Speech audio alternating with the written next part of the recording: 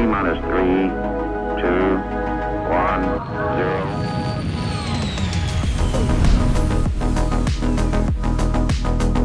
0. Hello, everybody. Welcome to the episode of Launch Sequence Podcast we've been waiting for.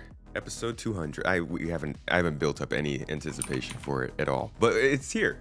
It's episode 200. Yay! I'm pretty sure we have like a sound effect for this. There we go. Yeah, guys. All right. So episode 100 was very fun. We did something quite special for it. But today I've brought in two guests that have been pretty regulars on the show and have given some real good conversation about the stuff they're passionate about. So I thought, why not bring them on for the literal flashpoint of all opinions in Star Citizen right now?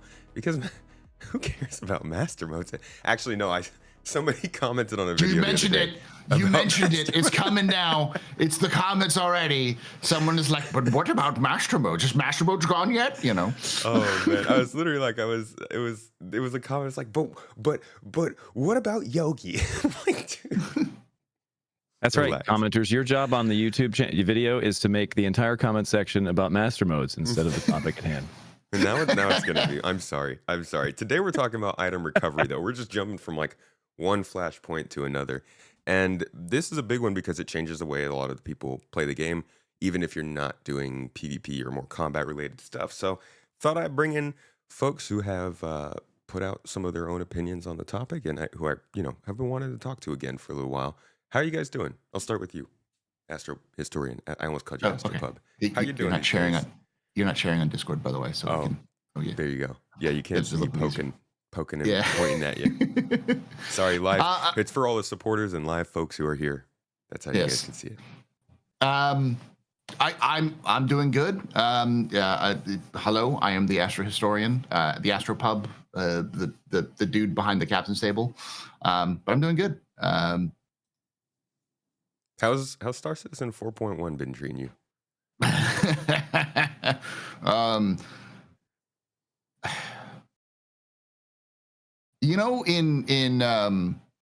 In like anime, when they run out of funds for action scenes, so instead of seeing like action, it's just sort of like streaks and then like still images of dudes just going like this. Yeah, it just blurs. Stylized. That's been my experience.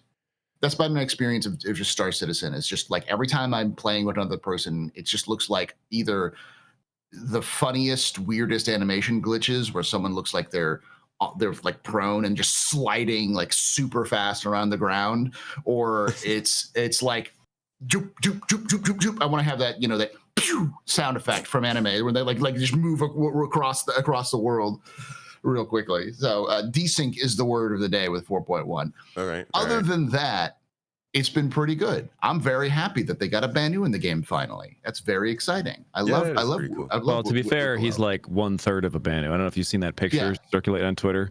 Like PC 101 found he doesn't have any arms and he doesn't have any he's just a torso and a head. Oh, he's faking it. That would have been really funny. I think they did it just for the sake of the MFD guy, right? His head just comes up and you don't see anything else. So yeah. That would have been hilarious. I'm sure he'll eventually get a body and all that kind of stuff. And it's neat that they actually have, fully animated facial features and the voice and all that kind of stuff. It's a good right direction. I said that's the most exciting part about it. I would have loved an in-lore explanation. Just a little robot on the bottom. When you walk in, you see he's just like actually mounted, and then they could build in some lore. Maybe he's actually being faked and controlled by Hurston. And there we go. And he's not a real It's all Hurston. It's funny because of how many curtains there are in his asteroid base. There's curtains everywhere. Mm-hmm. Pull back the curtain. The man behind the curtain. What you're saying is he doesn't like windows. True. He likes 4 hangars on a giant asteroid base that hundreds of players are going to visit constantly. But I digress. Zero, how has 4.1 been treating you? It's been honestly, I think it's very cool. There's this weird duality for me because I'm not a huge fan of the tier 0 implementation of item recovery. So that's been kind of a bummer from a lot of gameplay loops that I partake in, like CZs. I think these new locations having player loot would be really cool. We'll talk about that, I'm sure. Player bounties don't work, which is a huge bummer because these new locations are literally like they're in Stanton, right? So there's going to be crime stats involved. These new locations are literally begging for PvP bounties to work again, and they don't, which is frustrating. That being said, I think a lot of the gameplay is really good. These new Hathor mining platform locations are very, very cool. It's cool that they're open world. It's cool that bombers are, because CZs were really cool, but it's like, aside from glitching a bomb in, right, there was no real reason to like use a bomber in them. No And chance for chaos. cool. Yeah, it's kind of cool to hear friendly A2 inbound again. You know what I mean? Like I heard that a couple times last night. It made me nostalgic. So it's an odd duality for me because I don't like some of the directions that they're going at all right now. But I love some of the content that's coming into 4.1. So it's kind of 50-50. I just hope they get it all working. Whatever it is, we're going to deal with it because, back in 3.14, we dealt with, that's how respawns worked in 3.14 was, you just respawn with all your gear. Yeah. But I just hope they get it all working for live. That's all you can hope, The year of playability needs to be playable. Yeah, absolutely. So that being said, I think 4.1 is shaping up to be very cool from a gameplay things to do experience, Content. So it's hard to quantify how good it is. You could say all you want that it's good fun, and then somebody will come by and be like, a waste of a patch. I did not enjoy it. Yeah. So true. what is it like? Do you feel like this focus on content, or we can even just wipe out the labels? Let's look at some of the bigger updates from the past, like 3.15 or maybe 3.18. How much do you feel like the gameplay that you're getting from this update is equivalent to one of those? Or does it feel like because they're stripping back on features, the update itself feels smaller still? I think I can. Go ahead, Paul. Zero. Oh, wait. Now we're in one of those fights. Yes. Who's going to go first? Go for it, Zero. I'm Midwestern. I'm very Midwestern, so I might win this. Go for it. All right. Yeah, I think I was pretty against. I think I don't know. It's difficult because you want to be an advocate for playability, but you also don't want them to stop putting mechanics in because you realize they have to make the game, right? And if we're going to spend a whole year on the playability side, hey, that's cool. Players are maybe going to like the game. It's very odd. Again, it brings me back to Tier 0. It's like it's kind of weird to put that mechanic in the game that doesn't really. It's not their vision. Their vision is the Tier 2 implementation of it, right? Which is going to be just 2 short years away or whatever. So to put Tier 0 in is a very odd thing because a lot of players are going to be upset about it now from a mechanic standpoint, and a lot of players are going to be upset about it in 2 years or whatever it is till Tier 2 when it goes back, Yeah. So from a mechanic standpoint, it's weird to say we're focusing on playability and then to change the entire way that player loot functions. That being said, progress is good. I was mostly against the idea of kind of suspending progress of mechanics for the sake of just gameplay. But I kind of said, like, if they can do good things with the gameplay and make the game fun, then who cares all that much, Like, I'd rather have a fun game that's playable than, something that's just totally jank and unplayable for the most part. Fair. And if they can sneak some mechanics in there, I guess that's fine, And you just kind of have to accept that part of it and look at the bright side of things. And the bright side is pretty bright for 4.1. Like I said, a lot of these new locations, a lot of this new gameplay, pretty exciting, pretty cool. So far, pretty good, I guess. I wanna add a little bit onto the question for you, Zero, based on what you said, and then Paul will get to your answer. The things that they've added, you pointed out, like the Hathor. We'll focus on that. So there's like Wicklow, who's a new mission giver. There's like new weapons and stuff. They're doing the physics, and there's a couple different interesting small bits that are coming in. But you mentioned the Hathor facility specifically. Do you feel like if we had received that location, say 2 years ago, it would have been the same? Mostly. It depends. I mean, I think when you look at some of the things they've added in the last 2 years with like the key cards and the alignment dishes, and I mean, like I said, the Hathor mining places really use current gameplay mechanics for the most part. We have the alignment cards, which are the same things as the cards in the contested zones, right? They just are new function. Yeah. We have the blue cards, which are security or access cards, maintenance access cards, and then you have the red cards, which are security access cards. It's the same thing as the CCs. The laser's cool. It's just a visual. It pops a cap off of a little cave that you can go into and mine some cool new gems, which is good. New gems is good. All of it's kind of screams like it wasn't difficult for us to make this given the items that we have in the game, but they did a pretty good job with crafting an interesting location, using what they had. I think 2 years ago, it really depends on what they had available to use and how they could have done it, Right. Because I think 2 years ago, we pretty much just had like hacking chips, And it's like, could they have made hacking chips into some other kind of chip that works a little bit different? Probably,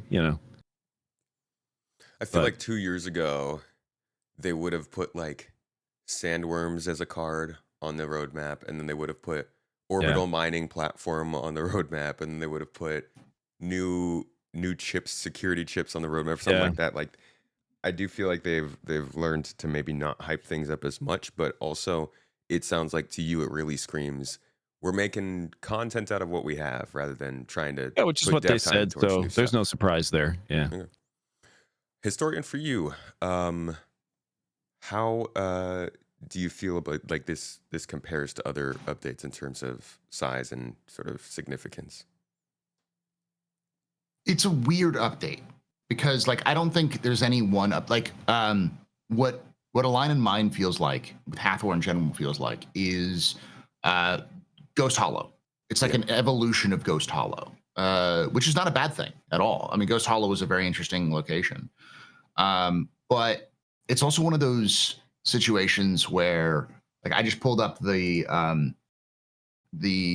patch watch that was released this week, and like there is a lot of other stuff, little things that they've done throughout the patch. So, for instance, they've overhauled how minables work. They've added a bunch of new ground vehicle minables and FPS minables, obviously because the two big ships they're adding to this patch are a ship, the Pioneer for people who don't like the Pioneer, not the Pioneer, the Prospector for people who don't like the Prospector, and of course the best vehicle that CIG's ever designed until the combat Titan suit comes out, which is the Jump Jet Atlas Geo. Dude, jump jets. Where'd that come from? I mean, see, for me, this is where because my brain decides to like go to those cork boards and start putting lines on pictures and be like, I can see the patterns. Like, that to me looks like CIG might be actually addressing the problem of what happens when you need to eject from a fighter in atmosphere, and so you don't go splat when you hit the ground. Well, you need some sort of arresting device, and the stuff that they've been putting onto these atlases, which is, for the regular atlas, has got this sort of supposedly this jump jet system which cushions the fall, and of course these jump jets for the Geo may translate into technology that developed that will translate into armor specialties for things like surviving an ejection in a fighter, or maneuvering in like locations, so you can have a specialized armor that's designed for you to jump around, but you like sacrifice something else for it. Maybe that's just me being optimistic and taking too much of the hopium there, but the CIG typically doesn't develop systems like that unless they for like one-off things. They typically, if they're developing a system like that, it's going to be for multiple avenues because they don't like doing bespoke stuff. Yeah, like the hand mining tool became the rock mining tool, became, and like the traction beams, right? Yeah. The same effect, the same like effectively it's just the same technology, just scaled differently. And so, usually and that's a good thing because as a player, you realize they built it in a way that's like, I can understand this one, which means I can mostly understand this bigger one, which means I can mostly understand this bigger one. Yeah. And I think that's a good way to build your game so that players aren't confused every single time that they try to upgrade their game loop. But there's new things to learn, Prospector mining is very different than hand mining. Same concept, but there's a lot of extra things to learn, which is good. Yeah. They can add nuance to it without having to reinvent the wheel. And a lot of that is also, it's cheaper for them because they can just take the same thing and scale it. And it takes a lot less time for them to make a big mining tool or a little mining tool. Like, salvage is a good example. When they released salvage, the hole scraping, was not just the ship, the ships. It was also hand scraping because they just literally just using the same technology and just scaled it differently. So that's what I'm thinking of when I'm seeing these Atlas changes. I'm seeing they're going to make armor variants with jump jets, like smaller versions of the ATLS Geo, which is just an armor that has jump jets you can jump around in. That's like an explorer armor or a mining armor, and smaller versions of the one that are putting on the regular ATLS. So it's stuff like that. It's those small changes that can make me go, there's more to this than just the big flashy thing. Wicklow is obviously a big thing for me. But they also, for the first time in a long time, updated Arena Commander with significant new maps and like new rotations and such. I'm happy for DJ and their team for like being able to get back to Arena Commander, because for those who don't remember, a year ago, DJ and the Arena Commander team were basically pulled off of Arena Commander and told to work on 4.0. Now that that's done, they're being put back onto Arena Commander, which is a good sign that CIG is moving away from all hands on deck, we need to fix this thing, to, all right, now we can go back to what you were supposed to do in the beginning, what we hired you to do. Also, fun fact, Paul, you've said Arena Commander at least 3 times in a sentence. Yeah. Which means DJ is going to show up in the content, the comments. That's how it works. It's like Beetlejuice. They pop in, come play Gun Rush. So like, yeah, it's like the Corsair got its groove back. They started changing and experimenting with things like the remote turrets being activated by the pilot. The Valkyrie has 90 SCU. Like, it finally got its due. We should touch on that, by the way. I think CIG has realized that dropships are never going to be that useful. Mm-hmm. So they're going to start turning dropships into cargo ships for the most part. That's just me. I don't know. Yeah, I agree. You can clip it and ship it if you want, but I think that's going to happen. It's clear that CIG is turning like the steel will end up being a cargo, not a cargo ship, but a transport ship. Yeah, so weirdly, like a tiny little dropship that holds 40 people. Not a great idea. But like, that was crazy. That was like the day that it came out. People were like, "What?" Listen, I mean, it's cool. Like, it's neat. It's just trailer's cool. Yeah, there's just different things they could do with it, and I think that's the direction they're taking with the Valkyrie, where they go, let's make this ship a little more useful for the realistic gameplay that we're going to have for the next like 5 years. You know? Yeah, I said the lorehound in me was like, this is exactly what Drake would do. This is so Drake. It's so perfect. And then when they put the money out or the price out, I'm like, this is the dumbest fucking thing I've ever seen. It was a Corsair or whatever. Yeah. But like in game, actually, it's you purchase in game, it's the cheapest cutlass. It's like $1 million. It's like $1 million less than the black. So it's like, it's exactly the way that it should have been. But just not a game, of course. The point being is, like, I'm looking at all of these different updates, and while people look at the big flashy things, and we haven't even mentioned like the Valacar, the baby Valacar is now showing up in game. So monster hunting is starting to be teased or being like shown off a little bit. Yeah, didn't they say when they said monster hunting was coming into the game, they said like what, within 12 to 18 months, right? Yeah. That's the one. Yeah. It was that and base building were the two ones that Chris specifically said there's going to be 12 to 18 months. I know you guys are 9 years late on the Sandworm, but you managed to get 6 months early from your timeline. That's good. Hey, quick question: do you guys think any of the original Sandworm code from that thing like 8 or 9 years ago is in this Sandworm? No, absolutely. I don't think so either. No absolutely not. Like, that's not even the same animal. Yeah. So to answer the original question, how does this compare? I would say this feels very much like 3.14. If you remember, I think it was 3.14. Or was it 3.15? The 3.15, the patch that was medical. That was an entire year, basically, of just that patch, and then they dropped the patch at the end of the year. Maybe it was 3.14. Yeah, I don't remember which one it was.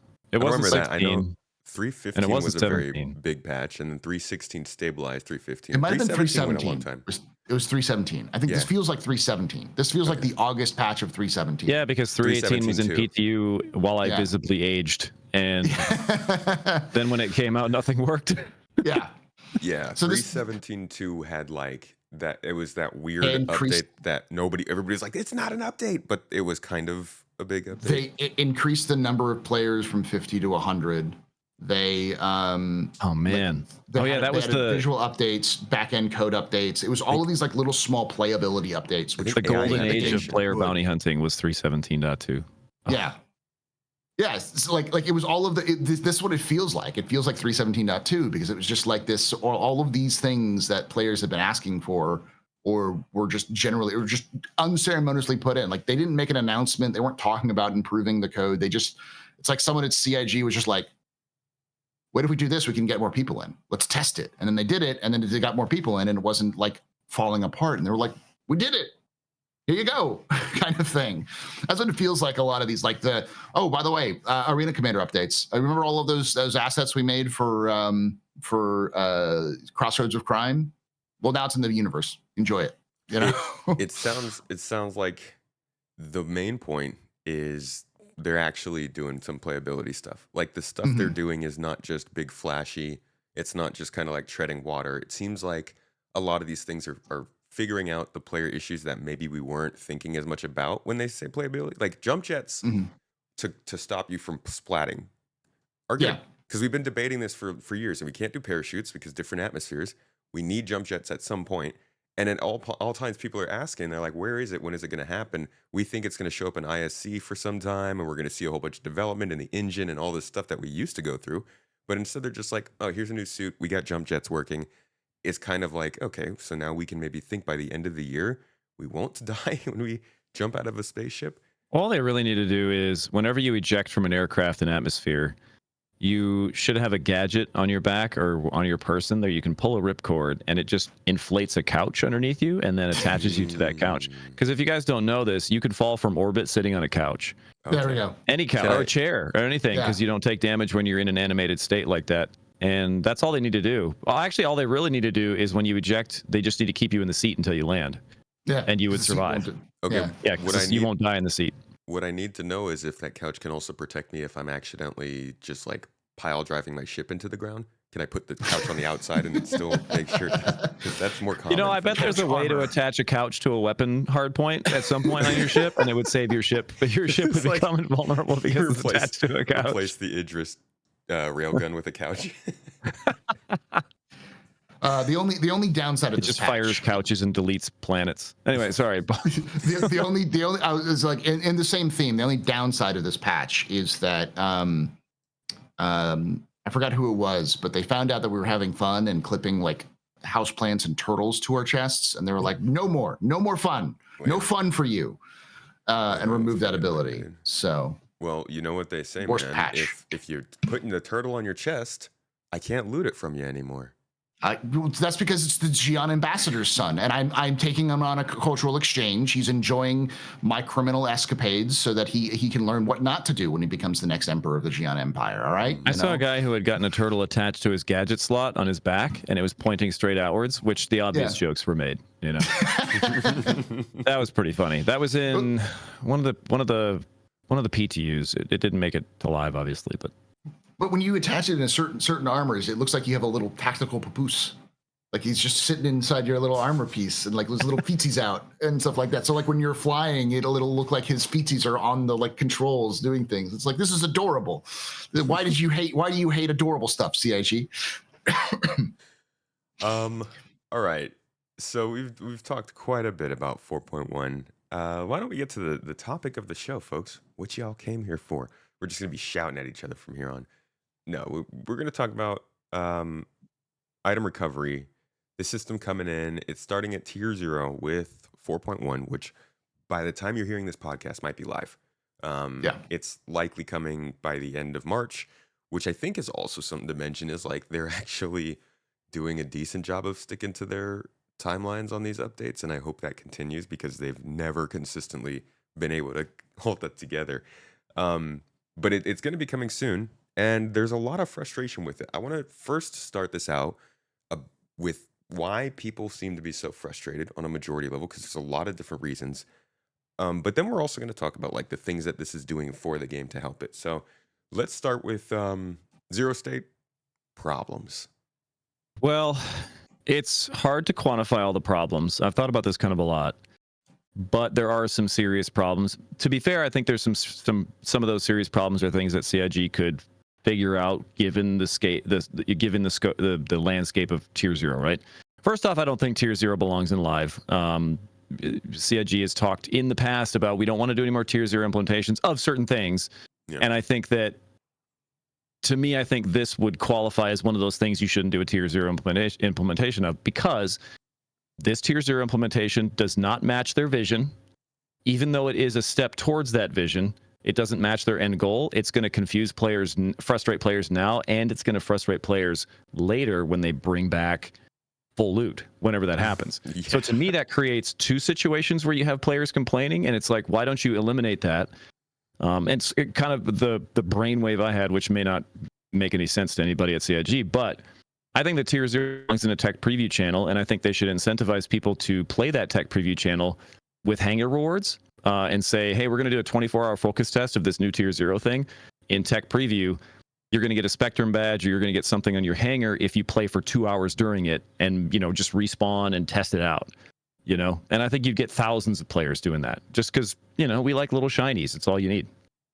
And I think that's where it belongs. And then you shelve it until you at least have Tier 1 kind of ready to start testing and layering on top of it. And then you put that into an Evo and a PTU and then live.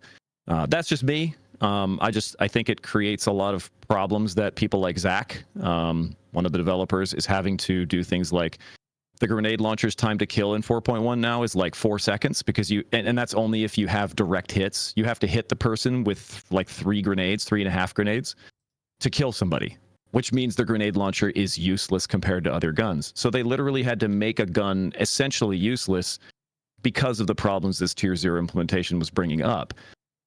That's a problem. Certain ammo doesn't respawn, certain ammo does respawn. So to me, it's clear that somebody above that dev level said, hey, this is happening, make it fit. This is what we're doing, make it fit. And then people like Zach are kind of having to go, okay, I guess we'll do this, and we'll do this to solve this problem. And I would, and that frustrates me too, for that level of development where it's like those changes are going to have to get reverted to. And it's like, you're adding extra work on something, in my opinion, on something that you could have done in a tech preview and just let us keep playing the game. The other big issue that I have with it is kind of the communication for me. Xylo made a big post where he said something about I can't remember exactly what he said, but he said, people have been asking for this forever, right? This has been our most request thing. And I think that there's a communication issue there, because I think personally what a lot of people were asking for is to get their paid and sub gear back. I don't think that many people really cared about losing a chess piece that they just bought at Checkmate. You know what I mean? Maybe some people did, and I'm not saying that people didn't, but I think the thing that people specifically requested was get our paid gear and sub gear back, give us a kiosk in our hangar or at a station to be able to claim that, get it back.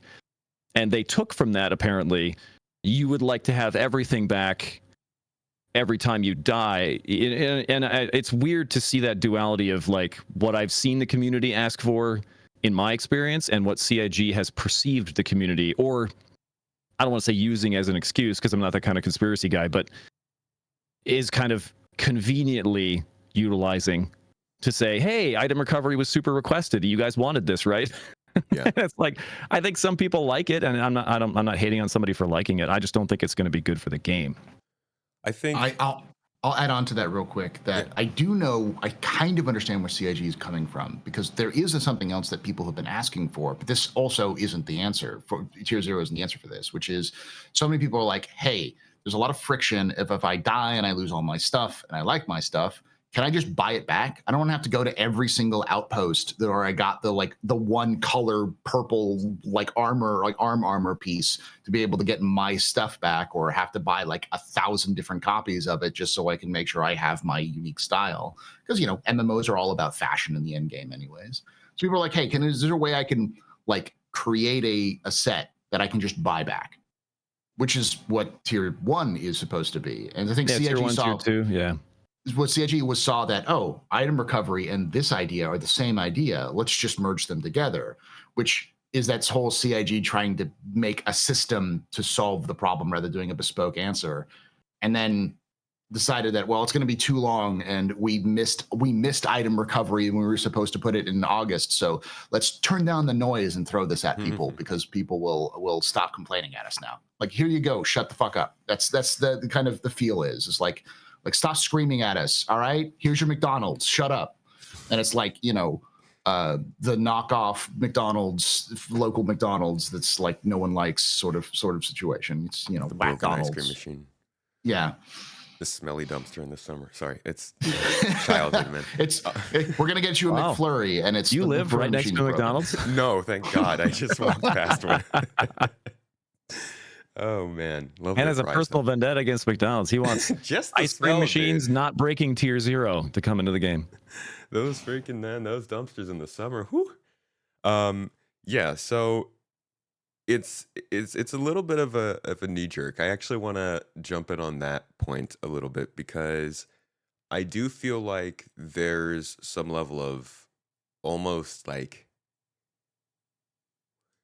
I think it's worth acknowledging. I don't think this is the majority of players, but there are people who have joined Star Citizen who don't really know what it's supposed to be, who are like, why do we lose everything? Why is this game this game will not work full loot if it takes this long to get your stuff, if you have to put this on your ship, if you have to fly over here and do all of this. And I think that focus on playability may have gotten somebody into the mindset at CIG that like we need to make sure these people don't have that many barriers to play. We all know that new numbers in Star Citizen are down right now. They were down last year. They're down right now. Funding's great, but they're not getting new players. And there is some level of retention that they're shooting for this year that they also weren't hitting last year. And I do think that this is kind of part of that knee jerk of like, we just need to make sure as many people are playing as possible, and losing full loot, losing their stuff makes people mad because it highlights the glitches. I don't think that makes it right to put it in at T0 like this. I agree with you. It probably shouldn't go in as T0, but I got to ask, do you feel like this is similar then to what they did with the medical beds last year? That's a tough one. It's just sort of, maybe.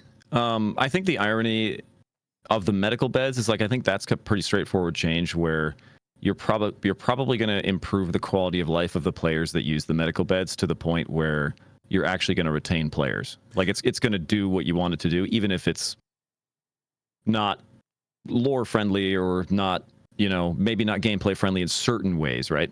Mm-hmm.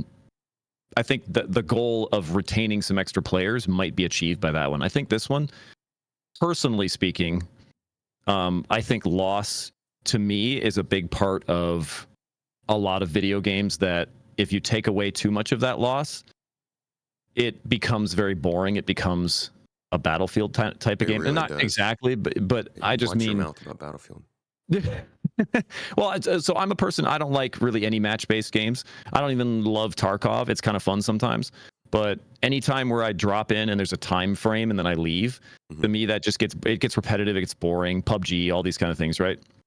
And Star Citizen's different because it feels like I can get in, and even if I die, I'm still playing that game experience. The next thing I do is I have a task now. It takes me a little time to go back and try to get my gear back, assuming that all works. It's like those single player games that let you die but don't let you restart, and you have to like go back and fix your problems and stuff. Yeah. And there's a balance to strike there because you don't want it to be so punishing that players are like, well, screw this, right? Especially when that's due to bugs. But in my opinion, I think that if I played a game where I didn't feel like I could really get some cool loot from other players, the guy, he's holding, there's a dead body here, he's holding a gun, I can see it, but I can't take it. And to me, that would turn me off from playing the game long term more than dying and having to re-get armor. Now, that's just me. I'm not saying that everybody has to be that way. But to me, I think it retains more players to have a good balance of loss versus reward versus softness of what you can keep. You know what I mean? And so, yeah. So one idea I floated was like, to solve a lot of the problems with guns and getting your guns back on respawn, I think that players should just drop, like, guns should be lootable when you die. and you should not get your guns back on respawn. Like you can get your armor and stuff back, but not your guns. And I know people are going to complain, like, well, what about my sub gun? What about my paid gun? Well, you didn't have it before, so maybe this could be a good middle ground, you know? Mm-hmm. And we were talking, I think, before the podcast started, Paul said something about, like, it's very cool to go to a location that you didn't PvP at. You're just there to, like, clean up stuff. And you see a player body. Oh, cool. Christmas, right? And now it's like you see a player body and you're like, oh, cool. Maybe some ammo in his backpack. Or a double dog or something. And I do think that doesn't give you the same feeling, you know? I do think this puts the onus on them to make loot more interesting outside of guns and armor. Because we're very focused on guns and armor, right? But really, this only affects that. If there was like fuses, artifacts, data pads, all kinds of comp stuff. Boards that used to be worth money and now they're not. You know, those little comp boards used to find in bunkers sometimes. Like, there's a lot of items in the item database they could use that could be valuable in different ways. Where if you came across a body, you'd be like, oh, Christmas here. You know, Christmas is for me. You know, today. But that being said, I think there's still some issues with Tier 0 as far as like getting your guns back. I was watching Salty Mike this last week, and he was at one of the Hathor mining places, and he was fighting off a couple of guys who kept respawning in a ship just over the hill, or you know, via medevac or something, right? And so they're inside in FPS, and they kill these guys like 3 or 4 times. Like, these guys keep coming and coming and coming, and then finally these other guys come in and kill Mike and his friend. I think it's PC 101. And Mike goes, that's frustrating because they had 5 or 6 chances to kill us. We had 1, and they win. And it's just like, if they didn't get their guns back when they died, it would have been a lot more difficult for them. It would have been a battle of attrition, right? A little bit more, where it's like, it feels like you get these, I don't know what the word is, like, not infinite, but semi-infinite chances if you set it up a certain way against somebody who is clearly holding a location, winning a location, and it feels cheesy. But that, I think, is part of the crux of what people were saying about medical beds last year, because that really was still possible before. As long as you had the dedication to stock yourself up, you could keep storming somebody as much as you wanted. Yeah, but you had to stock your stuff up. You did. You did. So if you lost 3 or 4 or 5 times, it came to a point where it was like, hey, man, I only brought like 4 guns, so... So the item recovery, I think, makes that worse, but that's kind of what I was getting at with the medical beds is that's also a change that at some point will probably change, and just like with item recovery is going to lead to another time where CIG, like death of a spaceman's going to slap some people out of nowhere, and I'm not saying it's going to be some huge crazy permadeath thing that shakes things up, but it will change how death works, and CIG that reminds me, we should touch on the loading screen, the respawn thing. That's kind of, you know, exciting. We'll touch on it. Cool. I think it's kind of adjacent to this conversation. I think that might be kind of cool to talk about. Yeah, but it's like that same energy for me. It's like they are. It's a problem that kind of gets exacerbated by these steps rather than being truly caused by these steps.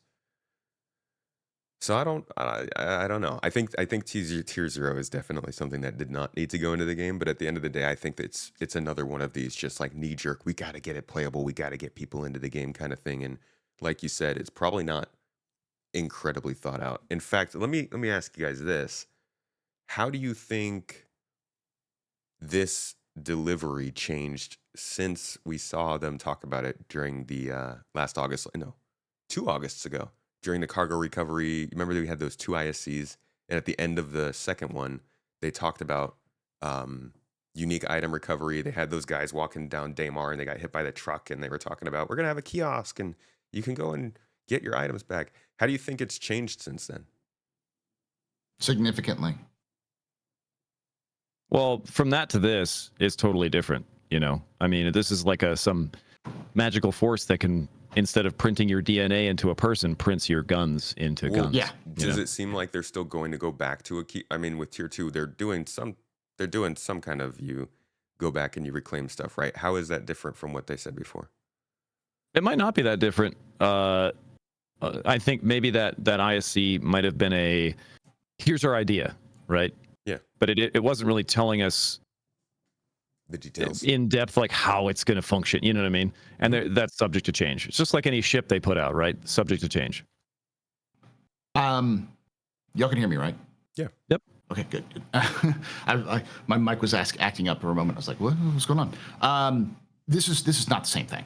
It's straight up not the same thing. CIG has changed because CIG does this a lot. Well, they'll have an idea and they'll actually look at the idea once they start to try to implement it and go,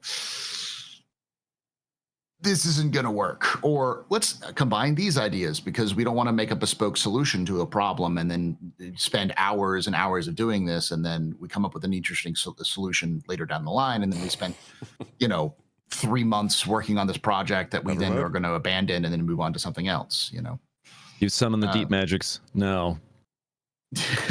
Tomato. Pretty sure we could have like a list. Oh yeah, I'm hitting all the pain points today.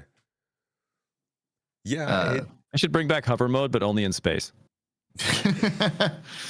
Oh God. But I'm excited to get banned on every platform that I'm on from that. It's freaking dead, man. Like I leg twist when you said that.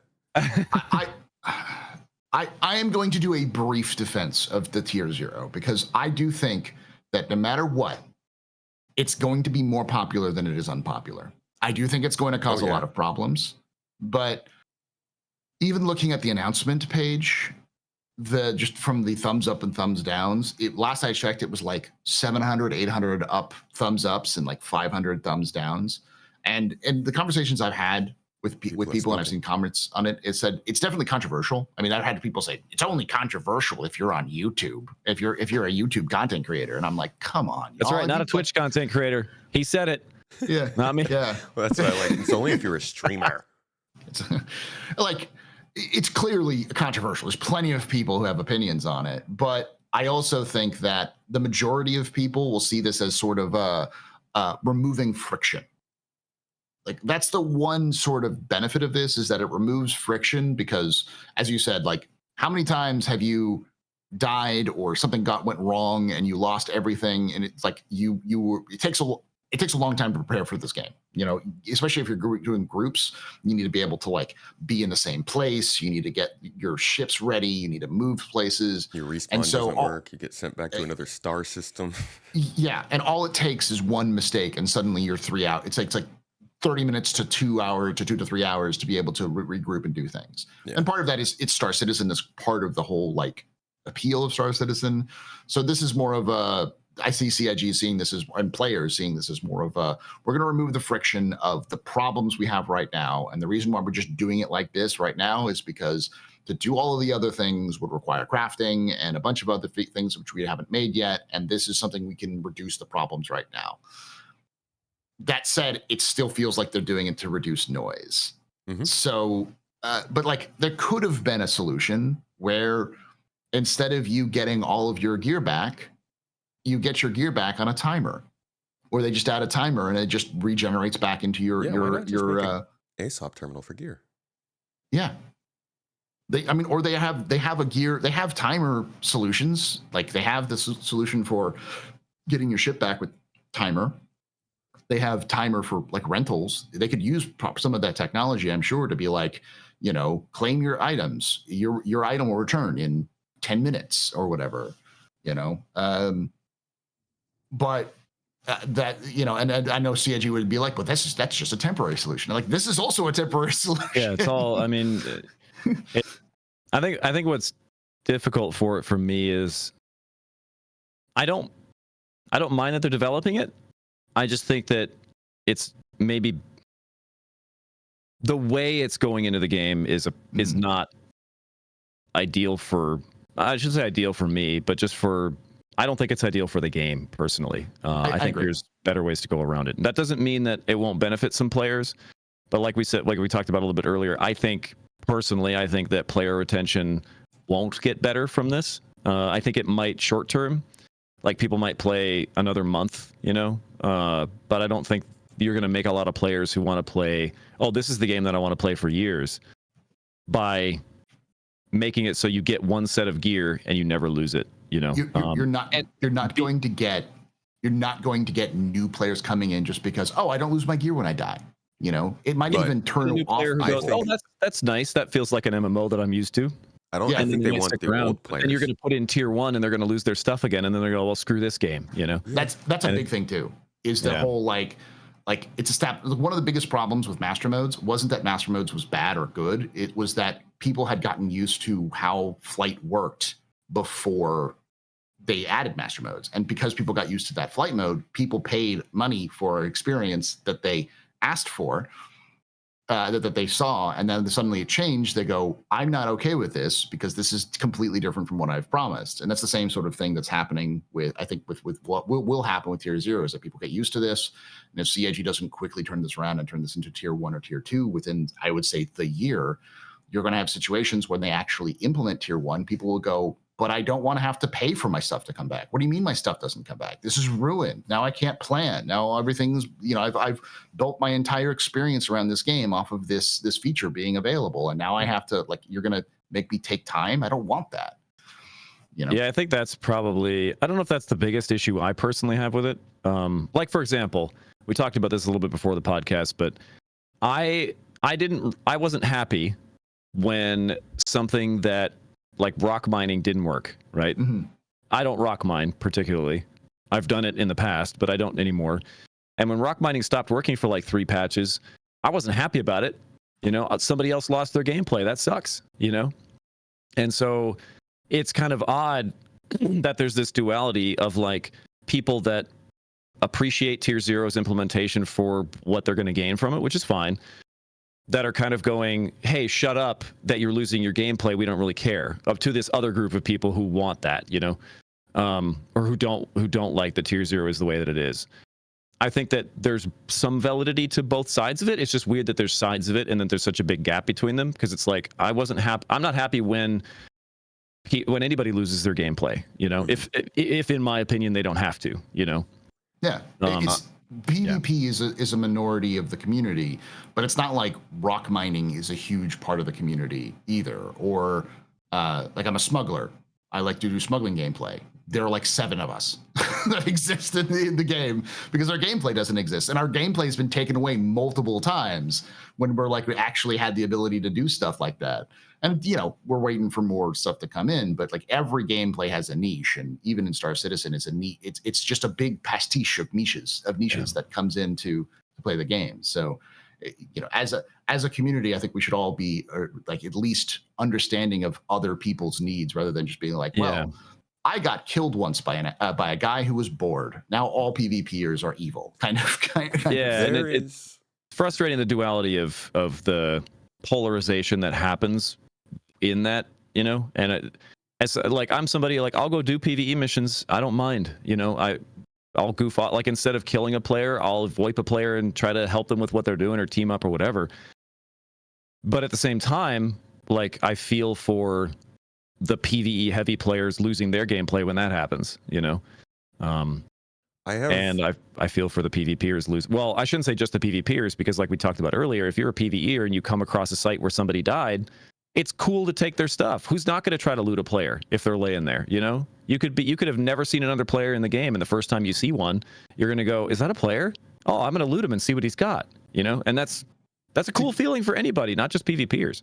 To give an example of something that actually happened, this would be like I recently, yesterday, was playing the game with my Zero to Hero character, and I came upon an outpost that I was doing trades at, and there were just boxes just there besides the elevator.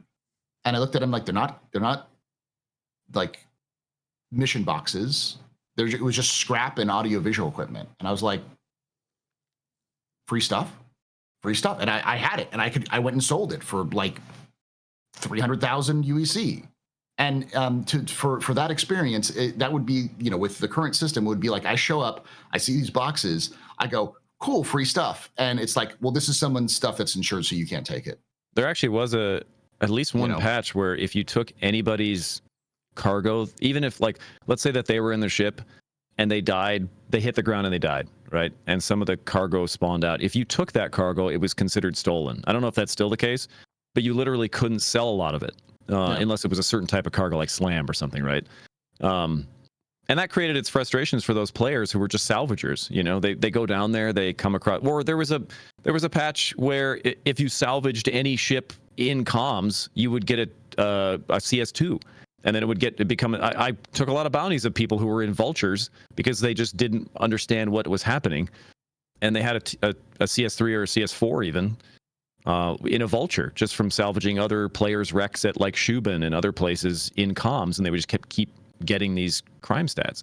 I didn't like that was happening to them. You know, I would try to help a lot of those players clear their crime stat, and that's a sucky thing. You know, the ownership system has always been pretty bad too. I think that's something that they need to fix with this throughout the tiers as well. But the PvP PvE label, I think, kind of skews the way people play or think about the game, because it's supposed to be something that's included in the game. A lot of people are saying this game won't survive without PvE servers. It's not going to work. They need to have PvE servers. They have to split up the players and all this stuff.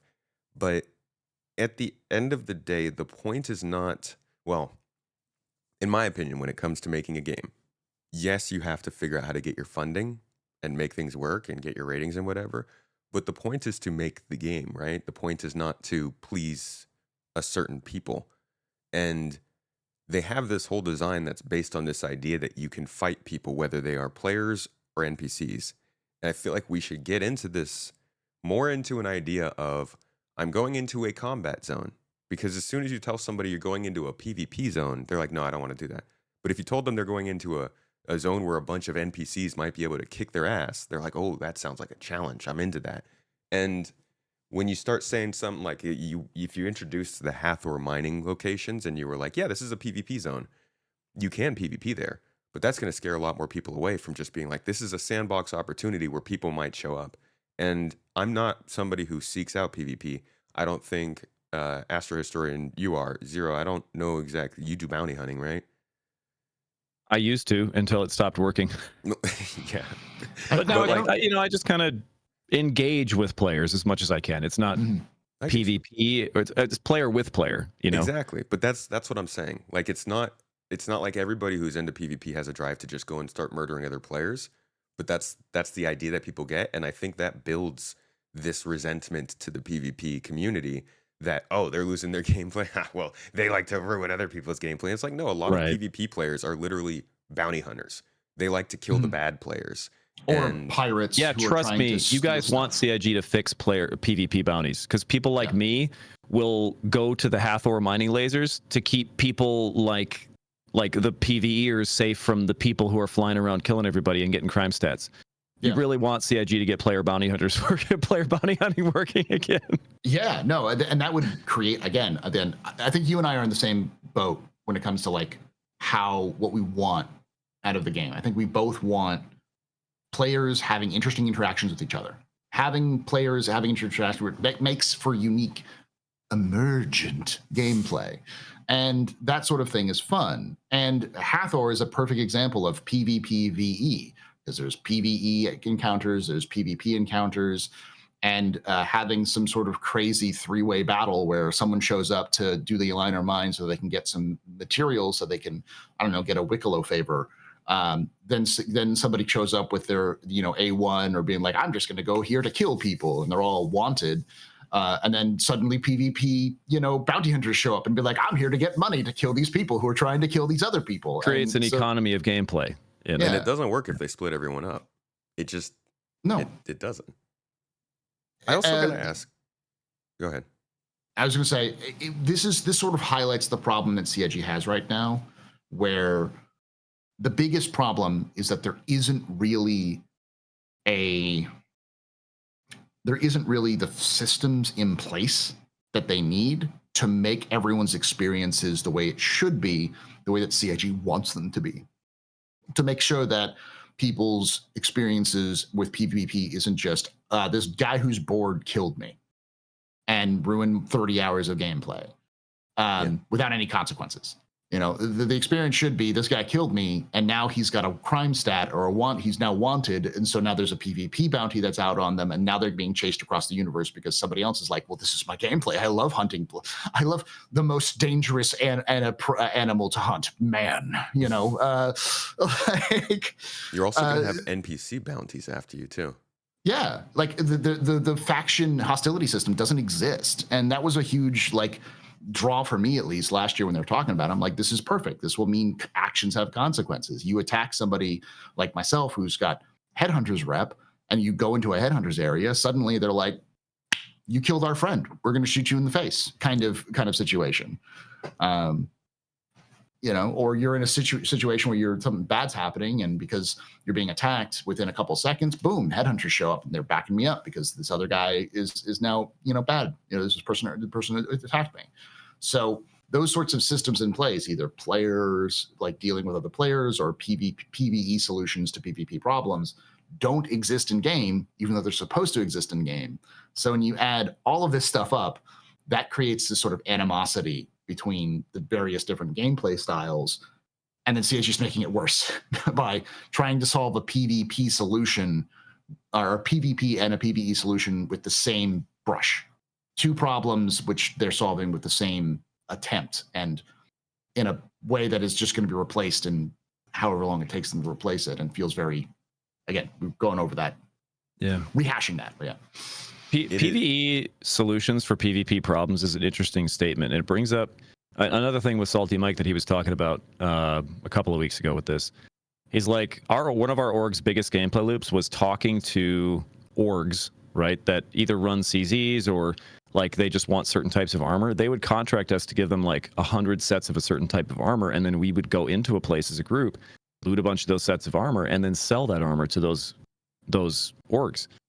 He's like, we don't do that anymore. We can't, for however long tier 0 and tier 1 is here, we can't do it because we can't get a lot of these things. And he's like, we can do it once. He's like, but once per player, and then they don't need any more sets of armor, Mm-hmm.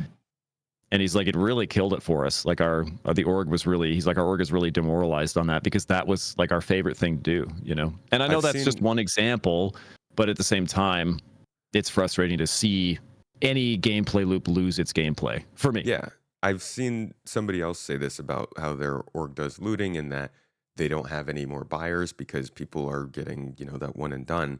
And I said, okay, well, I'm really looking forward to tier 1 coming in to make it so that people can loot again. But then the responses I got kind of made it seem like maybe that wouldn't fix it. Do you feel like that is a tier 0 problem, or is that a whole item recovery problem? I think a lot of it is tier 0. I think tier 2 solves a lot of the problems that tier 0 and tier 1 bring. If the idea of it anyway, of like they might claim their stuff and brick the gun that you took from them, but at least you can go someplace and do something to it to make it usable again. And that creates more gameplay than it removes, It gives you a task, a reasonable task for having taken somebody else's stuff. And it allows them to get their stuff back through a system, That being, so tier 0 and tier 1, I think, are more damaging than tier 2 is. And somebody in the Discord chat asked earlier, do you think that tier 2, like the final goal, do you think that will kill crafting or be damaging to crafting? I think it could be fine as long as CIG continues to keep crafting in mind while they're making tier 2. I don't know how they would do that because it's probably 2 or 3 years off. But, if they can implement tier 2 well, I don't mind it personally.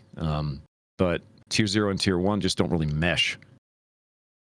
So it's the same old. CIG is putting temporary systems in that make the game somewhat not as good because in the future they hope to have something that'll work better. It kind of reminds me of, and this is probably something that would have also kind of solved this problem if we just had lockers working with loadouts and ships and stuff. That'd be helpful. That would change the game for a lot of people. I do think I don't know if I want to say it makes the game worse. I just think it makes the game less robust in a lot of ways, which for some people makes the game worse. So I don't want to say it like demonstrably makes the game worse, because like I said earlier, like the content that they're putting in, like that's really good stuff. It's these Hathor mining laser stuff. It's very cool locations, very interesting. Kind of a mission to take on with yourself as part of a team, whatever. So I don't know if it all makes the game worse as much as it makes the game different in a way that makes the game worse for some and also just less robust, We've talked a lot about, I think we've talked about it in the past on this podcast, about the difference between making something complex and making something complicated. And CIG has this really big problem where they make things super complicated. Now, granted, it's an alpha, early access game, whatever. but they make something super complicated and it frustrates players into not engaging with it very much. And the goal is to make it complex, not complicated. And this kind of smooths over a lot of the complexities of the looting and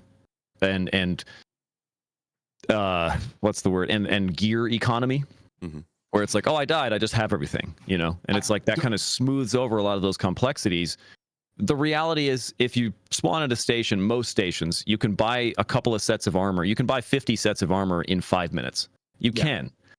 And most stations have weapons, and if they don't, it's a 5-minute trip to any station that does have weapons. It doesn't really take that long to get re-geared. It's just a frustrating thing to do, especially if you die in a staircase. You know what I mean? Like, it sucks to do that if you fall through the planet and die or whatever, right? So I get that side of it, but at the same time, I think a lot of the arguments is like, oh, it's half an hour of my day to get a set of armor back. I'm like, what are you doing? Hanging out in your hab for 45 minutes? Like, what? Because it takes me 4 minutes. Yeah. It like I said, it seems like they're trying to remove the friction of the process of getting re-geared. Yeah, and I can get behind that to a certain degree. And that's what tier 1 and tier 2 are. Like that's like perfect in my opinion. There's some problems, like specifically with how crafting is going to work. And I think there are solutions to those problems as well. But like the idea that like you want to get your stuff back, pay money. Now you get your stuff back. And so now that removes the friction of, I want my special snowflake gear. You got to pay some money and you get it back. And if you have your sub gear, it's automatically paid for, so you don't have to worry about it. And you just go, okay, well, respawn it and I'll pick it up. Yeah. Simple, like in a lot of ways, simple is good, but simple, when you get things to be too simplified, they don't feel robust as a gameplay mechanic. And I think that's what tier 0 is to me, you know. I agree. I think the gameplay for one problem, like in this case, like, oh well, gear stuff should be, as you said, complex, not complicated. It should be adding to the gameplay. This process of gear looting and stuff like that, because don't even get me started on how CIG is failing fundamentally at the loot. You know what I'm going to do, Paul? I'm going to put a bunch of medals in the grenade slots on my armor, and then I'm going to die to you a bunch of times so you can't loot. I hate you so much. The thing is that's a great, that's why I would bring up that point, is like, you have all of these things in the game that have no point. And I hate when games have junk. When games has junk that have no value and no point. Well, that's the thing is different. The thing is even junk in Bethesda games, even Bethesda realized it sucks because Fallout 4 has value for everything. And yeah, when you look at it, you know the value of it, kind of. Yeah, because you can use it to scrap it to turn into other things. And I don't know how much Starfield has stuff. I think some of that stuff is bad in Starfield. I think most things can be broken down into crafting and stuff. It's been a while since I played Starfield, but but like, and for me, especially in a game like Star Citizen, which is so intensive, there's just so much stuff in the game, and CIG is constantly worried about how much their overhead is for what's in the game. Having stuff in the game is just like, it's neat. It's like, that's nice, but it should have a value. It should have a purpose. There should be something I can do with it to turn it into reputation, money, or entertainment on my side. Like, here's something that CIG can simplify. You know, when you're in a crouched position and you walk over a 1 centimeter like drop, and your character does the falling animation for a split second, and then he stands up and it ruins your stealth gameplay? How about we simplify that? Just flatten everything. Sorry. Go on. Well, this is the problem. Oh, sorry. Go ahead. I was going to say the point is that like, a lot of these problems, like this would be a good solution if there was an actual like reason to loot somebody for their stuff beyond their gear and their weapons. CIG doesn't have that because, you know, like if you could, I don't know, carry specific things on you which have value, or you find something like you can go find a discarded Wicklow favor and you'd be like, ooh, neat, grab, I'm going to put it in my inventory. Now suddenly you can get a Wicklow favor off of somebody's body. And it's like, this is like, I get a new ship out of this. CIG needs to have some sort of MacGuffin, some sort of, mechanic where everything that's in the game has some sort of value to the player in some way, shape, or form, if they really want to make a good looting economy for the game. It feels like CIG wants to like, Yeah. They want the aesthetics of a looting economy without the actual effort of a looting economy. And that's what this tier 0 really sort of highlights, is that there's just no reason to loot people other than their weapons and armor. And that as a result, people, when you take away the ability for people to loot weapons and armor, they go, that kind of feels bad. That sucks, man. It's not like my gameplay, my day is ruined and I am disappointed, you know, or whatever.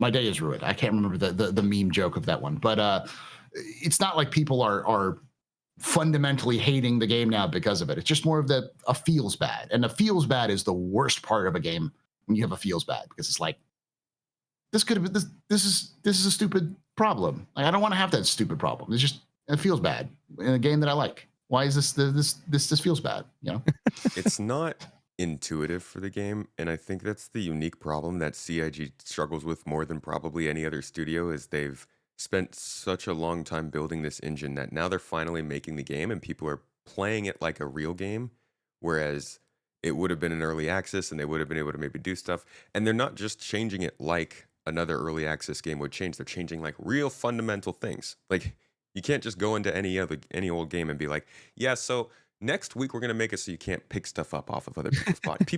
They'd be like, what the heck? They should do that in Tarkov for April Fool's Day, just to mess with people. Be like, hey, we're implementing tier 0 item recovery for the day. Yeah, man. And I think that's what really ruins it. And I gotta say, I do think that the reason we're not getting a tier 1 or above implementation of this first is because it doesn't have anything to do with Squadron. And back when they said they were doing no more tier 1s, that was Rich, right? That was him saying, hey, I control the core gameplay. No more tier 0s. I control the core gameplay. I'm putting in all the stuff that's going to Squadron 42. There's not going to be any more tier 0s. But that was because it was everything he was working on that would go into Squadron and then come to Star Citizen. They don't need this for Squadron. We could loot whoever the heck we want in there. So I feel like they're all NPCs. This is a communication issue, but also it is just the game being in development and working so long that they are now like, okay, well, we need to do something that can let these people play the game without these huge problems, but also we need to change it back at some point. So let's list out all of the changes, and then there's not all the details on all those changes. So now we're debating the specifics, and it's like, it's Star Citizen, pick a year. Yeah. And I don't want to, like, I know we're kind of harping on the tier 0 thing, but that's kind of just where I'm at with it. I also want to point out that there's a lot of people who are going to be watching this video that are super into tier 0, and they for their gameplay, they just love it, right? That's okay. I'm not somebody who's going to, talk crap about anybody who likes an awful person. Yeah, I don't want people to feel like, oh, they're just like trashing a game mechanic that I like or whatever. I see the benefits of it for some players. I just personally think it's worse for the game as a whole than it is good for the game as a whole. And I think that there's different ways that CIG, like the tech preview channel, where you're incentivized to play tech preview and actually test these things out. I think there's better ways that CIG could do these things, and it be better for the game itself as those things come into the game. I think they have those they have tech preview channel for a reason, Mm-hmm. to test out big changes in a focused manner. And I just think they just need, to me, they could layer on some kind of hanger reward that's like, during this 24-hour period, play tech preview for 3 hours and you get a hanger reward of some kind, because they can track all that time. The EPT as simple as you keep your progress. You just get all of the progress, your money that you get during that time period. So it just adds to your main account. Sure. Yeah. All the exploits. Well, the thing is you get all the gear that you loot in the tech preview, which is one set of gear. Yeah. the issue is, I think what we're all kind of coming from this is that this doesn't feel like a solution to a problem. It feels like a solution to a complaint. It's not a gameplay feature. It's a PR feature, and for me, it feels bad. Do I think it's going to have some overarching massive problem with the game? Probably not. I don't think it's still going to be Star Citizen. We're not. It's not changing all that much in the scheme of things. As much as I'm like, ooh, the grand plan, the tier 2. the tier 2, or even in the immediate short term. I think because like as much as I'm like, ooh, piece of candy with like new armor that I can pull off of somebody's dead body, like I can count on my hand how many times I've actually done that in a situation. But the times I've done it in a situation were like desperate times, desperate measures situation, and those were fun experiences. Like I ran into an enemy and I didn't realize there was a player in there, and I had to shoot them with a pistol because I just had the diaper suit and a pistol, and I killed them, took their gear, got weapons, and then their friends showed up, and I had to kill them, and then I had to loot their friends to get ammo so I could keep fighting and try to get out of there. You know, those sorts of like those great emergent gameplay moments will feel kind of cheaper, because instead of me killing somebody and being able to take their stuff and surviving in a situation that's at all odds, I'm just going to get shot because like now, or I won't even be in that situation because I'll just have my armor back. So there's not as much of that emergent gameplay allowances. Kind of an issue I thought about too is like in a CZ, I could run in with nothing. Yeah. I could loot and loot and loot all the way to the end and then just backspace. Now, I mean, the stuff in your backpack won't stay, duh.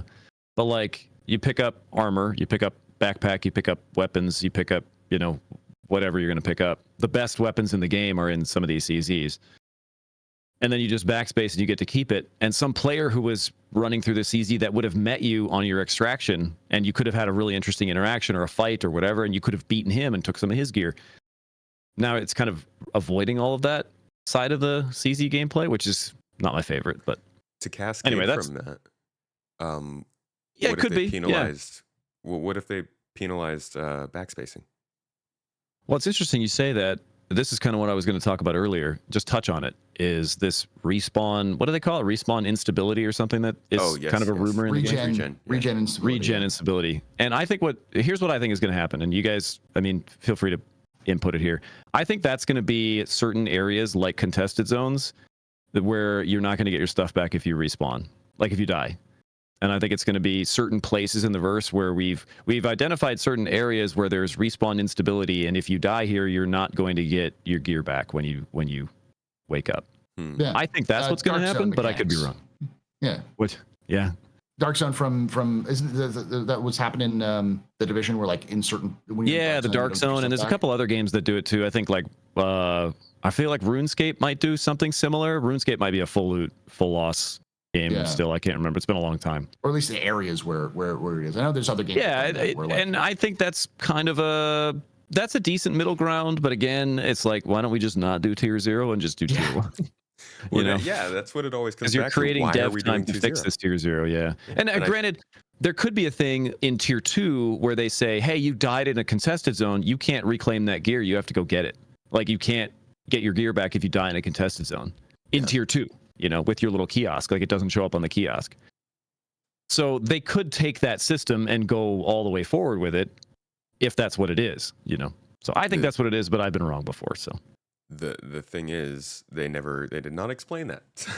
Nope. So like it's just the same as it feels like a narrative thing that they're kind of suspending, which is fine. Yeah. Well, I'm interested in seeing how it goes, because no matter what it does, it'll make people more aware that death is kind of a complicated thing in the game. And so when they do finally start messing with it, maybe it won't be as surprising as I'm so freaking worried it will be for a lot of people. Yeah, complexities to death. Yeah. Okay. The last couple of things I wanted to talk about with this one in particular was, well, 2 questions. First off, does this kill looting from T0 to T2? And second off, does this kill crafting from T0 to T2? We touched on crafting a little bit earlier. Tier 0 obviously kills a lot of looting. It makes a lot of stuff not make sense, and it creates issues with some guns and all the stuff we've talked about. The only thing we can really craft in game right now is maybe like the Wicklow stuff and like a multi-tool from a vulture, which so technically yes, but there's not enough crafting to really make that count yet. But I think if tier 0 stays and crafting comes in a base state, I think crafting will be not as exciting as it would have been. I have a feeling crafting, like real, like robust crafting, won't be here till at least after tier 1. So maybe not that bad, but So you think it sounds mostly like tier 0? Tier 0, I think it hurts looting and crafting a lot. What we have for crafting. I think tier 2, if they can keep crafting in mind somehow, like if item wear and tear is in by then, if item, destruction is in by then, item dilapidation, that kind of stuff, then I think crafting can still have a place. But CIG has to keep it in mind, and they have to develop it with that in mind. And who knows if they will. Yeah, I think that's really important. Like the idea that I personally, I don't understand why this doesn't use the same system as the ship insurance they introduced at CitizenCon last year. It feels like it should. Like even the way they described it, it seems like it's very similar. Yeah. To the solution. Can you guys think of a reason why that wouldn't work for equipment? No, not at all. No. Aside from certain equipment availability, like you can't buy a railgun at the shops in any station. Yeah. But somehow they can give you a railgun back through a terminal in your hangar, So there would have to be some development around that, Yeah. I mean, so the problem that this system creates, like short term, does it kill looting? Kind of. It does. I think there's just not as much incentive. Like there's no reason to go over to the body and pick up stuff. Maybe to do a quick check to see if they have like a key card that you could use if you're in like the align or mine situation or in a CZ. But that's such a niche situation. Like outside of those specific areas, there's no reason to. You see a dead body, and as a player, you're like, there's a player. I can't use anything. There's a player, and you guys might know him by the name of D-Rack. He's one of the legends of Star Citizen at the moment, in my opinion. But he used to go to like Grim Hex, and he would die to an invisible asteroid, right? It happens to all of us at some point. And then he would go back to that location, and then he would find 6 or 8 or 10 bodies of people who had also died at that invisible asteroid. And then he would loot like 10 bodies, and he'd be like, dude, I just got so much gear from this invisible asteroid. But that's the concept of that, is like you go to a place where players go and where players die often, and you get to reap the benefits of their misfortune. And that's not a PvP or PvE thing. That's just a cool gameplay mechanic that I think that this kind of dampens a lot, Yeah. No, I agree. It removes the emergent storytelling that CIG up until now had been very adamant that they wanted to create. I have a question based on what you just said, Zero. Do you think if the people who want CIG to separate PvP and PvE servers, do you think they would be okay with players looting player on PvE servers? Or do you think they would want that to be restricted also? I think if they disconnect the body from the player who respawned, then I think they'd be fine with it, because they would just treat the body like it's a dead NPC. But if they keep the body attached to the player who just lost it, that player died, and then that body is still attached to that player somehow, then I think that it would become a PvP scenario that somebody else came across your dead body and took all your stuff. You know what I mean? Man, but if they disconnect it from the player who died and just turn it into kind of like an NPC sprite floating around, then I don't see that would be a problem. That being said, PvE servers aren't happening.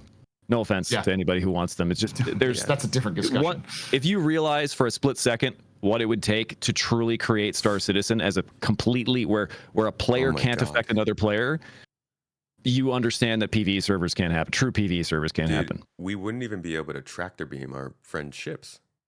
Because that's because somebody could use it to exactly. Somebody could use it to mess with somebody, and it's like salvage. Just all the things would be so you'd have to stop players from being able to like drop cargo boxes or tractor beam really anything, because you could use that to hit another player. And CIG could. There's a whole bunch of solutions, but it's like it's all extra development, and it just adds to this like giant workflow issue that PvE servers create. It's a whole other topic, but PvE servers aren't happening. And I'm sorry to be the guy that tells you there's no Santa Claus, guys, but that's not happening. Hey man, I mean, one of the biggest problems Star Citizen has is that it has never been able to fully define to the people playing the game what the game is actually going to freaking be. And they finally tried to do it with the 1.0 panel last year, but even after that, there's all kinds of calls for like engineering to not happen, for there not to be PvE always zones, for there not to be like just all kinds of things that they have never been able to like tell people. Um, and I'm hoping that they can start to do that more consistently now. But this item recovery stuff is not headed in the right direction with Tier 0. Not right Yeah. now. Yeah, with Tier 0, it's definitely not. I will say that the problem I see with Tier 1 and Tier 2 when it comes to crafting is, say, CIG seemed to be of the idea that like players could then specialize in specific crafting. Like if I wanted to make Like WoW, right? Enchanting. Yeah. Right. Yeah. Yeah. So if I wanted to make guns, right? And I want to make a gun that's just super really special. I know the formula, I have the perfect resources, and I can make a gun that is like that is like armor piercing and never overheats and whatever. Like it has special abilities that allows it to be really good for very specific situations, and say like maybe a gun that's designed specifically for PvP, so that players who really like the PvP will come buy my gun. I may not actively participate in PvP, but I can make that gun. Mm-hmm. Now I sell that to a player with Tier 1 and Tier 2. Yeah. We're coming. I am the Lord of War. Yeah, call me Yuri. I sell them this gun, and they never have to come back to me because the gun is now always going to respawn with them. Yeah, that can't be a thing. I'm really surprised they didn't mention that. And even if there's like wear and tear, like I'm getting a new gun every time I die. There's no reason to get wear and tear. I'll just kill myself and then get myself a new one, or I'll make sure I can die or lose my gear, and then I'll just order a new one. Dear YouTube gods, he means in the video game. Yes, in a video game. I'm sorry. Okay. Yep. There's always a solution. There's always a solution to just never having to talk to that one crafter ever again. Yeah. And I think CIG could do something like you get the gun back, but you don't get any attachments back, or it's not a special gun anymore. It's just a base model. Yeah, like you make some guy a super tuned up P4AR, right? Yeah. And it's got all these like mods on it that you added or he added or whatever. You die, you get a P4 back because the station you spawn into, like, oh, the bearing P4AR is what you had on, right? Yeah. So we're gonna get you one of those because we're not gonna talk to, AstroPub on the other side. Yeah. And the Lord of War is not one of our contacts, so we're not going to get you that gun back. You have to go sort that out on your own. Yeah. So that could be a temporary solution. Not getting. Yeah. You could also do what they already have, which is like just don't cover player modded equipment. So like you get the money that the gun was valued at. Like you get the market value, but you don't get the unique player stuff. So you still get some money back. So you can go back. System. Yeah, using the systems they already have. Like, because again, as I said at the very beginning, CIG is really all about this sort of don't build a bespoke solution to a bespoke problem, build a systemic solution to multiple problems. Yeah, and that seems like a no-brainer. But I can still see that being a problem going forward. Is that this solution to this problem means that a lot of the parts of crafting now become less valuable. It becomes less engaging. It becomes less player with player and more player using player once. They have to make sure to make sure that crafting doesn't lose its importance. But I think that what you're saying, like just stripping away those stats, giving them the base value, these aren't crazy things. We're not developers. We can think of it. So I think the weirdest part is just that we're all assuming that they're probably going to have things that they do to make sure crafting is still valuable and still a big part of the game, and that this doesn't ruin that, but it's not in the details. So it leaves everybody kind of wondering how long is T0 going to be, and is the final version going to still allow for what they set out in 1.0? And then they went and they quoted those panels from CitizenCon. So you're like, okay, we're going to hold you to your word on that. Yeah, I mean, I think there are solutions to the problem. I think Tier 1 and Tier 2 are less problematic than Tier 0, but they still have their own issues that CIG is going to have to address when they get to them. Yeah, for sure. At the end of the day, I'm most interested in what you said, which is there are obviously a lot more people there are more people who are excited about this than not. I've seen this from comments as well, and I think it's all for different reasons. Everybody's got their own private reason, but I will be interested in, once this goes live and we've been with it for a couple of weeks or maybe a month, seeing how the general player base is feeling about it still. But that's about it, guys. That's our talk. Yeah. That was a whole bunch of item recovery stuff. Oh my gosh. Is there anything else this year that you're looking forward to before we sign off? Wait, there was one more quick question that Okay. was on your list. How Oh. long do you think it'll take to progress to tier 1? Yes. Ooh, Just big one. 2 years. No, I'm kidding. No idea. You joke, but I mean, Well, I hope it's 6 months or less. I hope. That's all I can do though, because we have no idea. But if history is any lesson to us, might be a while. I think tier 1 and tier 2 require crafting to be in the game. So Yeah. Or they require things that aren't in the game yet. Tier 2 especially. Yeah. My personal hopium hope, and this is not a prediction, folks. This isn't what I think they're going to do. I'm just hopeful that this is something that they can get in to the PTU by the end of this year. Get to the next step of tier 1. And that I think is very dependent on probably how their funding goes this summer and where they want to put their focus in the next like few quarters. But it seems like crafting is a really important push for them. And they just said in the monthly report that like they can finally play through the whole crafting Loop. the whole game thing. loop.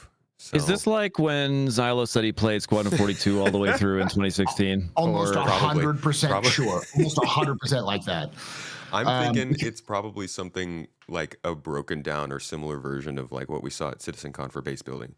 It's just like kind of stuff here and there. An example of that would be, because they even said it was like developer UI. Like, I don't think crafting is going to be that difficult for CIG, because we're not going to sit here and be like, you're going to see the intricately like assembled through some sort of 3D model. It's going to be a room that's going to have a little window in it where you're going to see a bunch of fog and like some lighting effects. And after about 2 seconds or some timer goes down, then suddenly the door opens, the fog clears, and there's your gun.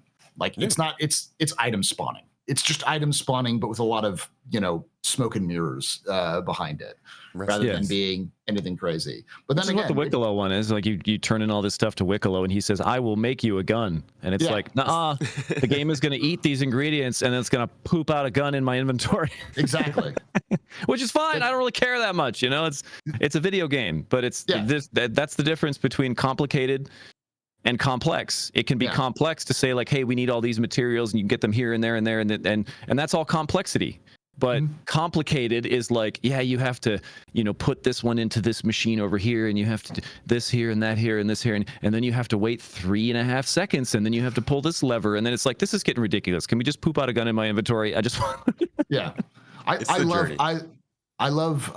What is it? It's not Maple Story. I think it might be Maple Story. It basically like hardcore Minecraft.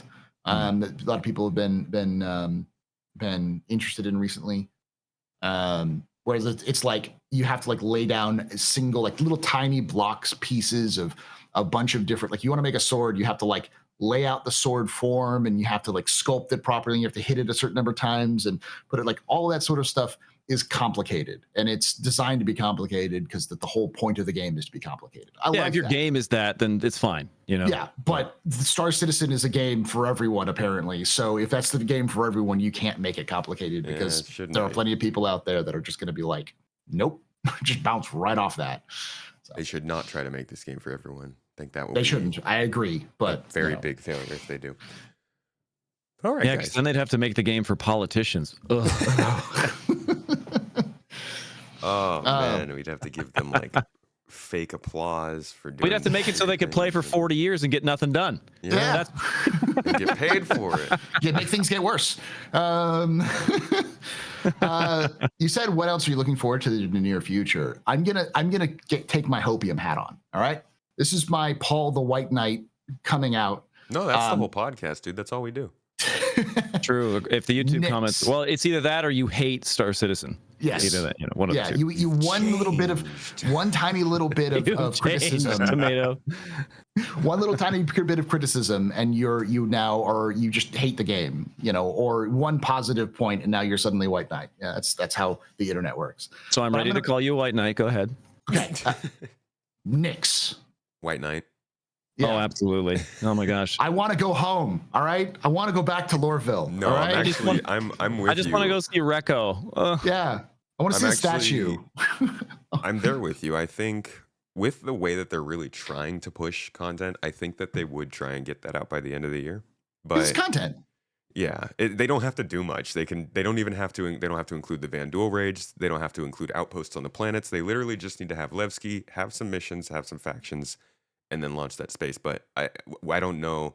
We don't know like what their standard is going to be for that. Hey, 'Cause what they were color about is to next? Is it greenish or is it bluish? Blue. Blue. So that's gonna dark be- blue purple. Blue pyro is what people are going to call it. Blue pyro. I like that. I like blue. Purple pyro. That kind of rolls off the Purple tongue. pyro. Yeah. Next is just purple pyro. Yeah, it's I think the most interesting part of it is that you have to go through pyro to get there, right? Mhm. Yeah, so that'll make for some interesting cargo contracts and stuff, and it should be cool. But at the end of the day, they were gonna release pyro 4 years ago. Can you imagine how much different that would have been than the pyro we got today? So very different. So I don't know what they're shooting for with Nyx, but I think it's possible this year. I think it'll come out in PTU this year. Yeah. They'll test it. I don't know. It really depends on how serious CIG is in like hardening the back end and like bringing new features or like old features up to new standards. How Well, you long it's really- gonna take. So You really bleached that white knight hat today, didn't you? yes. 100%. I might as well, be working for CIG. I might as well be Mike and get my The salary. solar from flares CIG, are back, and it's just Paul flying by with his white knight hat on. To be on topic, can we call him the Snow White Knight? There we go. Ooh, yeah. Sorry, XeroState. What about you? What's something you might be looking forward to? Man, it's tough to say. I mean, bounty hunting working again is a huge one for me. I know that's kind of like they have to fix it kind of thing, so it's not really the future. I don't know. I mean,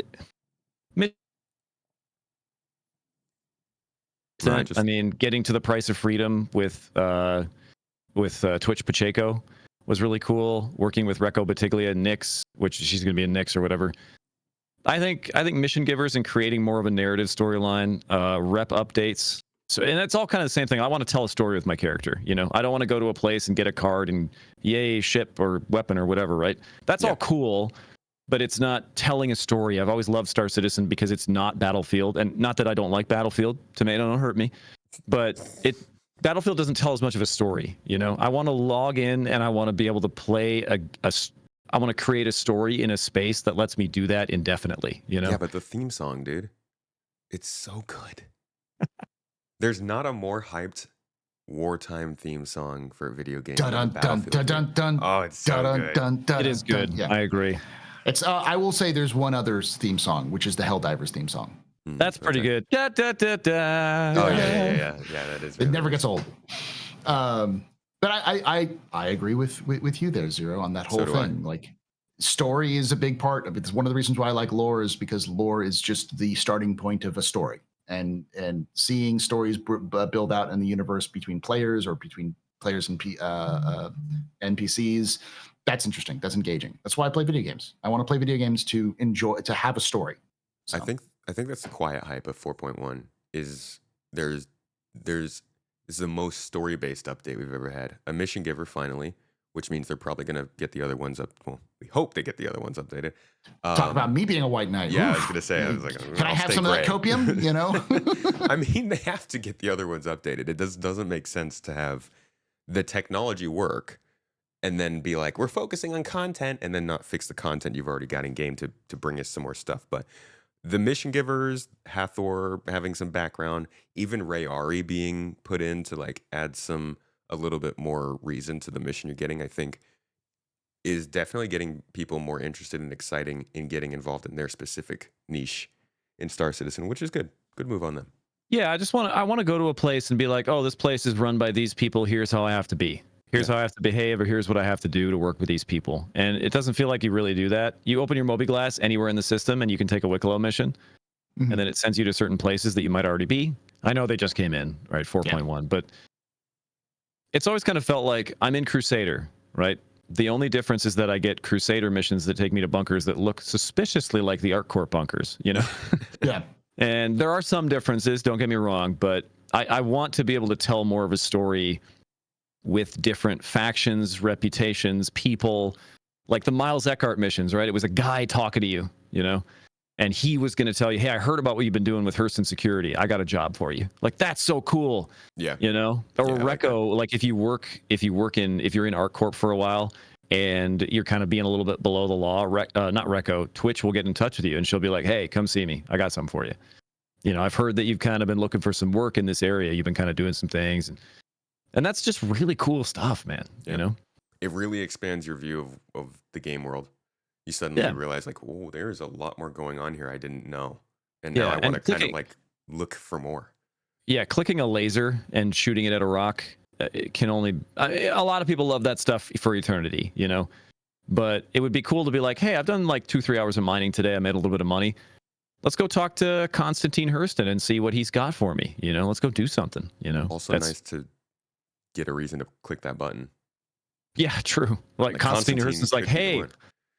that Quantanium that you just mined or whatever, right? Yeah. He's like, I have records of everything that you stored at Loreville, right? And I know you have a couple hundred SCU of Quantanium. He's like, what if I told you could bring that to Pyro for me and I'd pay you like, 300,000 credits or whatever. That would be really cool. Like stuff like that is just kind of like a systemic story that you can tell using the things that are in the game, the people and the things that are in the game, which that's kind of the dream. So I guess that's what I'm looking forward to is more faction reputation storyline stuff. The game kind of paying attention to you. I changed my answer. I want what Zero wants. Like that's literally what I've been talking about. What Paul wants is for all ships to become redeemers. I think. Yes, I'm pretty sure. I mean, I've been talking about it a lot. Where CIG's storytelling in the game so far has been lackluster, and to say the least. And as somebody who, how many times can Orison get attacked, and have it still make sense? Because in 2951, Orison was attacked. In 2952, Orison was attacked. When do we beef up security, Crusader? Huh? Yeah. When do you stop this? But I've said that the CIG seems to not understand how to tell a story in the universe they've created, and I think the solution is having characters that are the face of a faction, the face of the story. And that face of that faction is then also like that you relate that person to that faction. Like in Destiny 2, Cade 6 is, I believe, the hunter giver kind of guy, like the main for that or for the main. It's been a while since I played Destiny, so I don't remember all the different classes you could play, but each class had its own character that you would be drawn to. Each faction inside, like Future War Cult had its own, liaison. And that's what CIG needs. Every faction needs a face so that you. Yeah, World of Warcraft is like that. You play as a Draenei and you get different things because you're a Draenei and people treat you a little bit differently sometimes. Same thing with. You play as a Tauren and you start out in the Tauren storyline and that's kind of your origin. Just want a reactive game. Yeah. And then you just have the story is watching players interact with those individuals, and some of those individuals are connected to each other. So Miles goes, "You did good. I enjoy you, but I got a friend over in Levski, Recco Battaglia, who needs some help. With one mission giver sending you to another, to another, or you do a mission and you cross over with another mission giver who are against each other. Now suddenly Miles sends you on a mission to go kill some people, and then Tisa gets in trouble. And he says, "Why are you killing my people?" And Miles is like, "It's just a job, Tisa. We you got to understand that, and have them have dynamics and drama with each other, because that brings the characters. When the characters get into drama with each other, it's just the factions fighting each other, which means the players now have investment in these stories as well, and how these sorts of things work.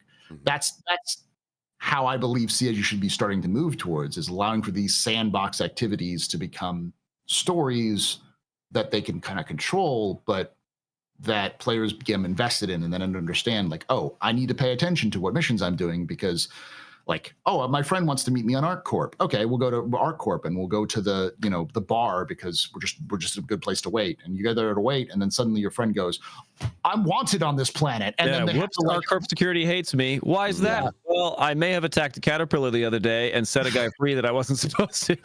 And I completely forgot about that. And now suddenly, the question is, how do you get your friend off the planet before they get killed or thrown in jail, you know? So Yeah. those sorts of moments. Yeah, I'm glad that at CitizenCon they really dove into that idea of like we want to do faction missions, we want to do location missions, we want a main storyline, we want factions to have faces and guilds to work with those factions and all those things. I'm glad they said that. I'm even more glad that we're seeing it within 6 months. Like it's actually they are putting in factions and there are faces to those factions, and it's not everything we want yet, but I'm just glad that that's something that is not like, okay, well, they said they're going to do it. We'll get stories at some point. We can see the trickling of it now. And by the end of the year, I feel like we might actually have a decent amount of like characters, not a decent amount, but a few characters to talk to, hopefully, finally, with the game Oh performing. yeah. Mission givers are something that's been in the game for years. So when they say like, hey, we're going to focus a little bit more on making the game playable, like focus on the gameplay rather than with existing, mechanics, that doesn't really stop them from focusing on mission givers and the intricacies with mission givers per se, because the mission givers are there. It's just, what is CIG going to do this year with those mission givers? Are they going to do anything with it, or is it something they're rewriting so it's not going to happen this year? I don't know. Yeah. All right, Here's guys. hoping. Thank you so much for joining me for this talk about item recovery. I'm sure we didn't touch every little detail that everybody has to say about it, but I also sure there will be plenty in the comments for us to continue the conversation. Guys, we would love to hear your thoughts, seriously. There's a lot of reasons to like or dislike this, or 4.1 in general, or Star Citizen as a whole. Hey, let loose down below. We'd love to see it. But you guys let them know where they can find your own content and what that content is before we go? Historian, we'll start with you. You can find me at twitch.tv/TheAstroPub, youtube.com/TheAstroPub Live. And if you like lore content, Star Citizen, sci-fi in general, I do a lot of lore videos on youtube.com/TheAstroHistorian. I'm doing a video on the kind of a primer on the Banu, since Wicklow is coming into the game. I have never actually sat down and explained who the Banu are, what their culture is, how they react, and all that sort of thing. So that's been fun to do. And if you like content like this, where people come in and talk about Star Citizen, I run a podcast called the Captain's Table Podcast. You can find it on Spotify or any real place where you want to, like Apple Podcasts and stuff like that, under the Captain's Table. And you can find us on YouTube at youtube.com/at the Captain's Table Podcast. I gotta get on there again soon. Love the Captain's Yeah. Table. It's fun. XeroState? How do I follow that? It was so crisp. Are you using a teleprompter? He's No, got it unlocked, man. I should have gone first. Brendan, This is awful. So I'm on Twitch, XeroState, and I post dumb stuff on Twitter, X, whatever you want to call it. And I have a YouTube channel that I haven't posted to in a while. But if you want to subscribe in case I post some stuff this year, sure. Do it. That's about it. Below. There's a Discord that's pretty fun. A lot of people that like each other. But nice. If you want content, go see AstroPub. if you want to see how the game actually plays well, go watch Zero, because if you want to see me crash into the ground 400 times, I did have Morphologist come into the chat today. He's like, did this work for you, the Hathor mining thing? And I was like, yeah. And he was like, it has. I've tried it like 5 times. It has never worked. And I'm like, sorry, dude, I don't know what to tell you. It's never worked for me. I've tried it a couple times, and it's never. I've never gotten past like aligning once. The laser's always lit every time I get to a location, but I haven't gone and tried that much this week. But poor Morph. We spent an hour. Anyway, sorry. Go on. Hopefully, it's performing better by live. But yeah, if you guys want the the good times, the player bounties, the good chats, go to XeroState. And if you want the actual content, but also the white knighterly, apparently. Oh yeah. If you'd like to get a tan. Oh, God. If you need a good light, just call on me, and then suddenly, like, you watch my video, and suddenly your entire screen will turn white. Now you can see the whole room. So yeah, apparently, if you watch my videos, you'll actually receive money in the mail. Oh, that's great. I'll tune in. Whatever we can do, All right, guys. Thank you so much for joining me today. I hope you had a good talk. Thank you, everybody, for watching or listening. As always, you can find this podcast on your favorite audio platform if you don't want to go through YouTube and all their shenanigans. Or you can come join us live if you were a supporter, Twitch, Patreon, or YouTube. We have a live chat. Zero's been responding throughout. And we do kind of try and take some of your questions into account. So feel free to jump in on the Discord and join us for that if you'd like. But otherwise, thank you all for coming to episode 200 Holy crap. I don't think we've missed a week. I think maybe just 1 week in 200 episodes. And Man's super house grateful. floods and he doesn't miss an episode. Isn't that unreal? I just if my house flooded today, you wouldn't see me for a month. It's unbelievable. The work ethic. Bruh, people got to get their white knightery, okay? You can't leave them undone. But no, seriously. Well, hey, they hate it. They hate YouTube comments. They're not going to post themselves. I get it. Yeah. You got to bring them about. Anyways, yeah, from the Tomatoes, me and Mrs. Tomato, thank you all, everyone, for listening. Thank you guys for joining me for this episode. And I will see you all next week.